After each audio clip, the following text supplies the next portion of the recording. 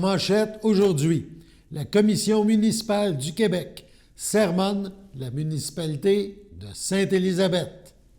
Bonjour et bienvenue à votre bulletin d'information diffusé sur les ondes de CTRB, votre télévision locale et régionale, en ce 26 novembre. Alain Belle-Humeur au pupitre.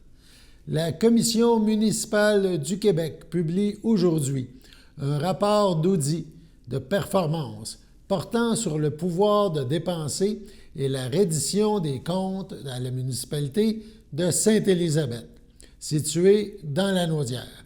Ces travaux avaient pour objectif de s'assurer que les activités de contrôle et de suivi budgétaire, de délégation de pouvoir ainsi que de reddition des comptes effectués par la municipalité favorisent une saine gestion des finances. La commission municipale constate que le cheminement des dépenses de la municipalité de Sainte-Élisabeth n'est pas suffisamment encadré pour garantir le respect des exigences réglementaires applicables et des saines pratiques. Les activités de contrôle budgétaire associées présentent des lacunes importantes puisque les contrôles existants sont insuffisants ou mal appliqués au point de rendre le suivi budgétaire moins efficace et de compromettre la rigueur de la gestion financière. Également, le suivi budgétaire et la reddition de comptes ne permettent pas de soutenir pleinement une prise de décision éclairée ni d'offrir une vue d'ensemble claire et complète de l'état des finances de la municipalité. À la lumière de ces constats, la commission municipale a formulé des recommandations auxquelles la municipalité de Sainte-Élisabeth a adhéré. La commission municipale a également invité la municipalité à produire un plan d'action pour leur mise en œuvre. Un suivi sera réalisé par la commission municipale pour évaluer leur degré d'application. Ce suivi s'effectue généralement 3 ans après la publication du rapport. On parle maintenant culture. On parle de la préparation de l'Encore, qui est le bulletin culturel de la MRC de Dautrey, l'édition hiver 2025 de l'Encore. Donc, la prochaine édition de ce bulletin culturel est en préparation. Les gens qui gravitent dans le domaine de la culture ont jusqu'au vendredi 6 décembre prochain pour acheminer à la MRC les informations qu'ils souhaitent insérer dans la prochaine édition de l'Encore, qui paraîtra le vendredi 13 décembre 2024. On vous invite à transmettre ces informations en format PDF et photo. Donc, c'est à l'adresse suivante, sprou@mrcautrey.qc.ca. sprou, dans un seul mot, @mrcautrey.qc.ca. L'Encore, on le rappelle, est ce bulletin d'information culturelle de la MRC de Dautrey. Il est diffusé une fois par saison sous format électronique. Il s'agit de la seule revue périodique destinée à la culture dans la région et qui, de plus, couvre l'ensemble du territoire dautréen. L'Encore offre des nouvelles des artistes, artisans, travailleurs et organismes culturels, des activités qu'ils réalisent tant sur le territoire de Dautrey que partout ailleurs. C'est donc une vitrine unique pour faire connaître et pour vous faire connaître si vous êtes du monde de la culture, donc afin que tous prennent conscience de cette richesse culturelle et patrimoniale qu'on retrouve dans la MRC de Dautrey. Donc, n'hésitez pas à informer la MRC sur les lieux de vos expositions, les dates de vos représentations, les cours que vous offrez, ou encore prenez tout simplement ce temps pour présenter votre travail, cher artiste. Et pour les municipalités, c'est possible d'indiquer les activités municipales culturelles dans l'Encore et les événements qui auront lieu dans vos municipalités. Vous pouvez aussi faire paraître une annonce de recherche d'artistes ou de services culturels. Donc, l'Encore, il faut participer si on fait partie du milieu culturel afin de diffuser nos informations, nos nouvelles. Jimmy Mondor, le grand patron du IGA du IGA Famille Mondor à Berthierville et du IGA Famille Mondor à Lavaltrie. Donc, Jimmy Mondor est justement un employeur très apprécié, tellement qu'il a remporté tout récemment le prix Excellence décerné par Sobeys IGA la semaine dernière dans la catégorie Expérience employé exemplaire. Jimmy Mondor fut l'heureux élu et l'heureux gagnant parmi tous les IGA et les marchés traditions du Québec, rien de moins. Ce prix souligne l'engagement du patron du IGA Mondor, du IGA Famille Mondor à Berthierville et à Lavaltrie, donc envers les employés et les attentions qu'il apporte autant au quotidien que pendant leur parcours au sein de cette entreprise. Donc, félicitations à Jimmy Mondor pour ce bel honneur, lui qui, évidemment, travaille avec acharnement depuis la fameuse inondation du mois d'août dernier, évidemment, qui a complètement inondé, c'est le cas de le dire, le IGA à Berthierville, donc un IGA qui est en reconstruction complète suite à cet événement-là qui avait évidemment marqué l'attention. Et toute l'équipe du IGA travaille fort pour remettre en état, et de façon encore plus spectaculaire, nous dit-on, le IGA Famille Mondor à Berthierville. Sous la direction musicale de la Lanaudoise Julie Rondeau, les musiciennes et musiciens du Grand Orchestre de Joliette ont le plaisir de souligner avec vous leur 10e saison en présentant un concert, un Noël enchanté, le dimanche 1er décembre, 14h, à la salle Julie Potier du Collège Esther Blondin, c'est à Saint-Jacques. Lors de ce concert festif, vous entendrez des airs classiques, populaires ou de style jazz tirés des concerts de Noël de l'orchestre joués depuis 2014, mais aussi de nouveaux arrangements musicaux qui sauront vous mettre dans l'enchantement des fêtes. Le premier mouvement de la Symphonie des jouets, Minuit chrétien, extrait de The Polar Express, Jingle Bell version Nathalie Cole, Noël des enfants du monde et plusieurs autres. Se joindront aussi à l'orchestre, le temps de quelques chansons, les Lanaudois Stéphane Yale de Yellow Molo, M. Laura, auteur, compositrice, interprète originaire de Sainte-Mélanie, ainsi que la chorale des élèves de l'école Les Malaises de Joliette. Il va sans dire que ce concert marquera en grand le début de la 10e saison du Grand Orchestre de Joliette. Les billets sont en vente sur le site lepointdevente.com, donc l'achat peut se faire en ligne, lepointdevente.com, /billets au pluriel, /GOG, Noël enchanté sans accent. On écoute un extrait du spectacle de l'an dernier pour vous donner le goût.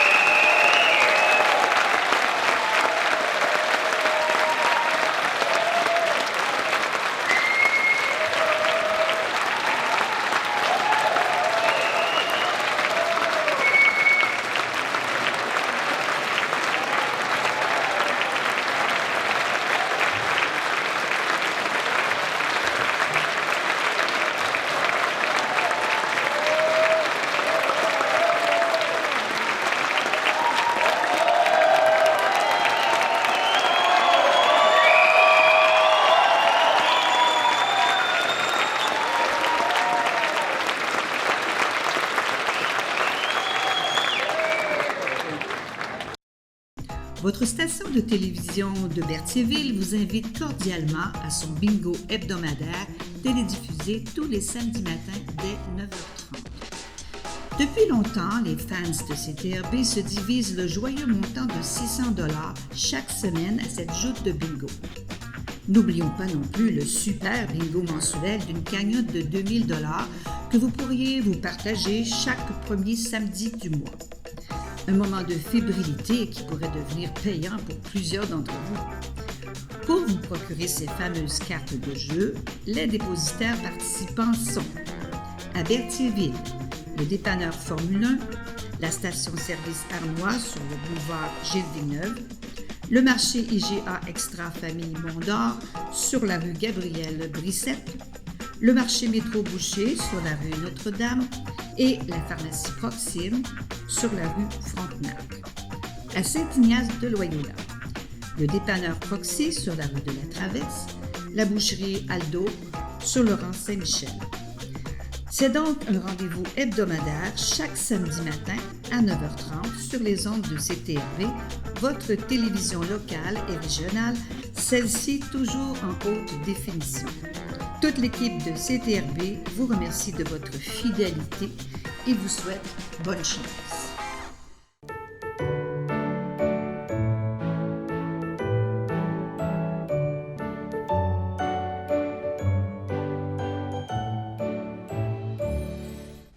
En ce 26 novembre, les anniversaires à souligner, la FADOC de l'île du Pas désire souhaiter bonne fête à Dominique Clément et à Lise Fafard. Si c'est votre anniversaire aujourd'hui, en ce 26 novembre, eh bien, toute l'équipe de CTRB se joint à moi et vous souhaite bonne fête. On rappelle le spectacle qu'offrira bientôt la ville de Berthierville.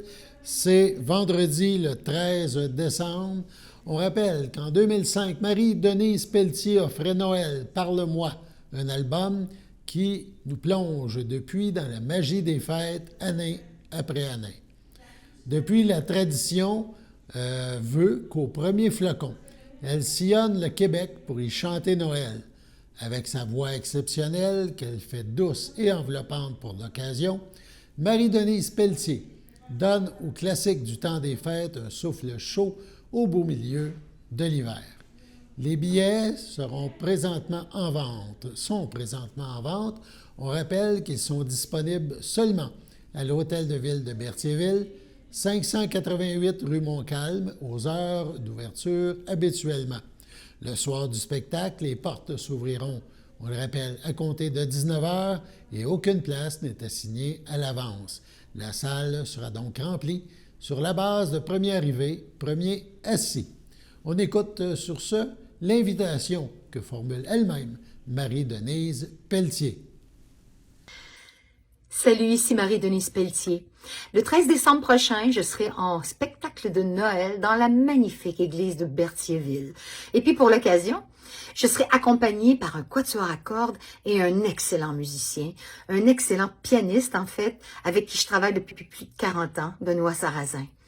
Quoi de plus merveilleux que de chanter le répertoire de Noël dans une église. En tous les cas, pour moi, c'est toujours magique. Alors, je vous y attends, je vous y invite, j'ai très très hâte et ensemble, on va se préparer à la belle fête de Noël et au temps des fêtes. Je vous embrasse.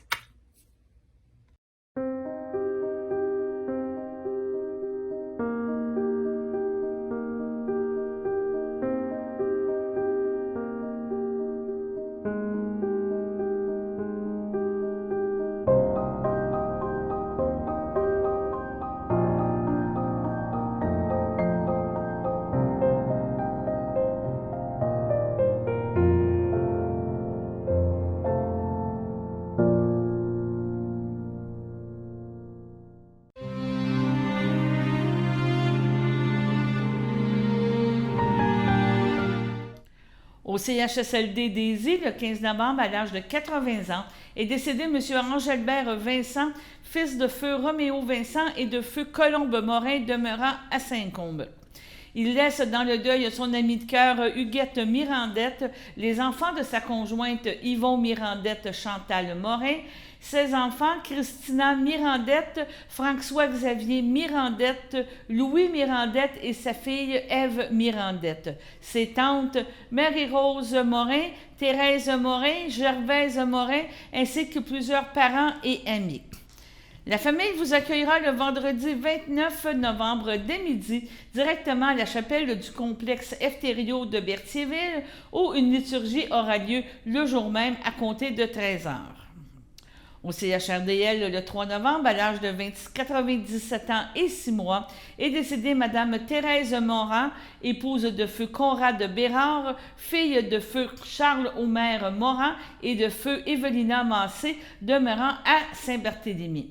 Elle laisse dans le deuil ses enfants, Denis, Denise Doucette, Lynn, Marc Joannis, Joanne Éric Boucher, ses petits-enfants, Steven Bérard Maureen Desaulniers, Philippe Boucher, Claudane Lafontaine, Anne-Marie Boucher, William Barry, Nicolas et Marie-Ève Joannis, ses arrière-petits-enfants, Winston, Hector, Éléonore, Clara, Margot et Tom.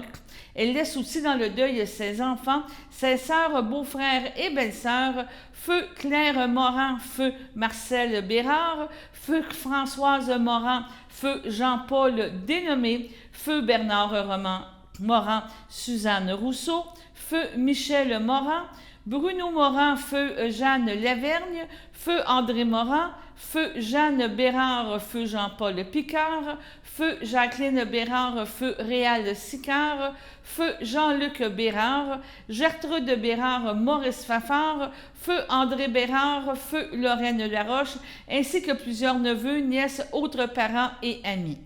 Un merci spécial au personnel de la ressource intermédiaire de la Villa Berthier. La famille vous accueillera à l'église de Saint-Barthélemy le samedi 30 novembre dès 9h30. Suivront les funérailles au ce même lieu à 11h. Madame Thérèse Morin sera inhumée au cimetière de Saint-Barthélemy ce jour même. À son domicile, le 4 novembre, à l'âge de 82 ans, est décédé M. Luc Laforêt, époux de feu Francine Buissière et conjoint de France Saint-Louis, demeurant à Saint-Ignace de Loyola.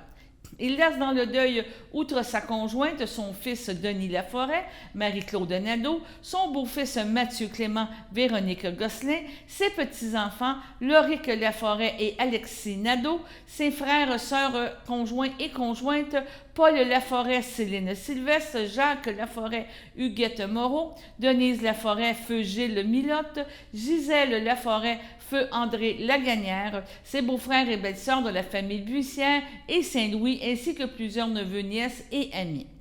La famille vous accueillera le dimanche 1er décembre dès 10h au complexe funéraire Efterio de Berthierville. Suivra une liturgie le jour même à compter de 14h30 à la chapelle du complexe. M. Luc Laforêt sera inhumé au cimetière de Saint-Ignace de Loyola. À Lanoraie, le 9 novembre, à l'âge de 41 ans, est décédé Olivier Barrette, fils de Gaston Barrette et de Carole Bocage, demeurant à Lanoraie. Il laisse dans le deuil, outre ses parents, son fils Ludovic et sa mère Sophie Gervais, son frère Frédéric Joanie Laprade, son neveu Samuel Barrette, ses oncles et ses tantes Léon Barrette, Ginette Gaboury, Gilles Bocage, Christiane Bocage, ainsi que plusieurs cousins, cousines, autres parents et amis.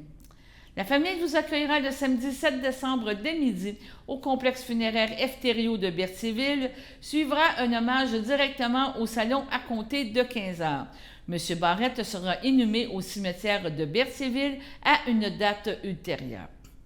Au centre hospitalier de la Naudière, le 14 novembre 2024, à l'âge de 62 ans, est décédée subitement Mme Élise Poulette, née à Sainte-Élisabeth le 27 avril 1962.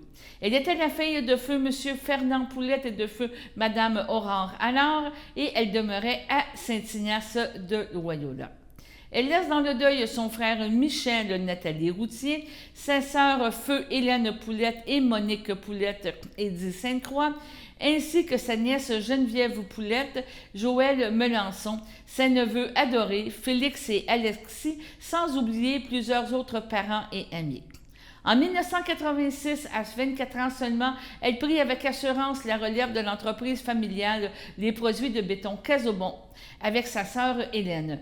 Épicurienne, Élise s'est aussi investie dans le milieu de la restauration ainsi que dans plusieurs causes. On parle alors du Club optimiste de Sainte-Élisabeth, du Club Richelieu, conseillère de la municipalité de Sainte-Élisabeth, le regroupement des chefs d'entreprise, l'Association des femmes d'affaires de la Naudière, sans oublier son implication à titre de membre de l'exécutif et présidente de Tubécon. Elle est aussi impliquée dans plusieurs organismes communautaires, notamment le groupe d'entraide en toute amitié de Berthierville. La famille tient à remercier particulièrement ses collègues de travail et l'équipe d'intervenants.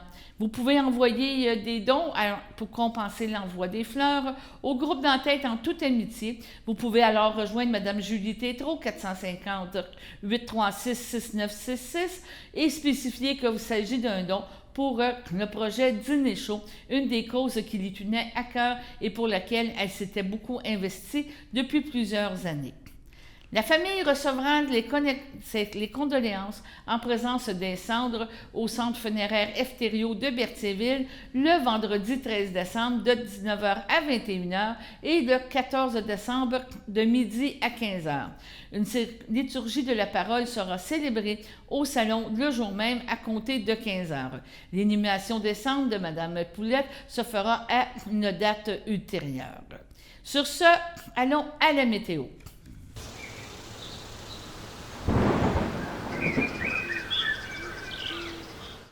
Bienvenue à votre météo de cette semaine. Aujourd'hui, mardi soir, ce sera un ciel variable, une température de 3, un temps ressenti de -1.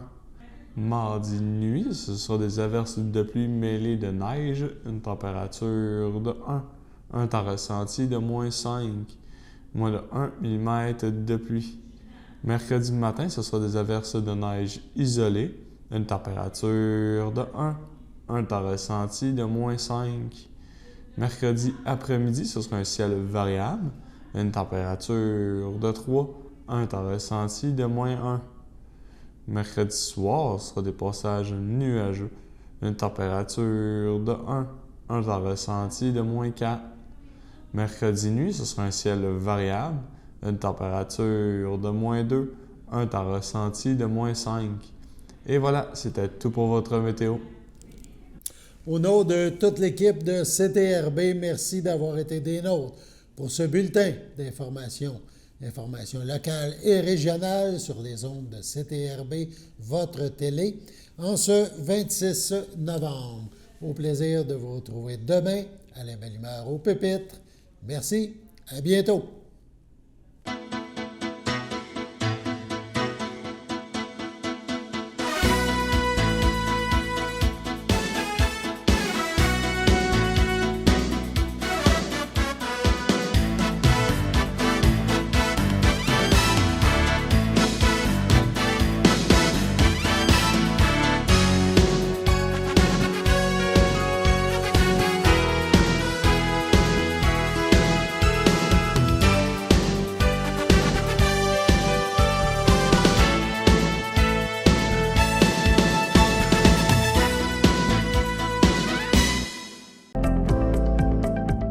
Les télévisions communautaires autonomes du Québec, ce sont les télévisions les plus importantes parce qu'elles sont proches de la communauté.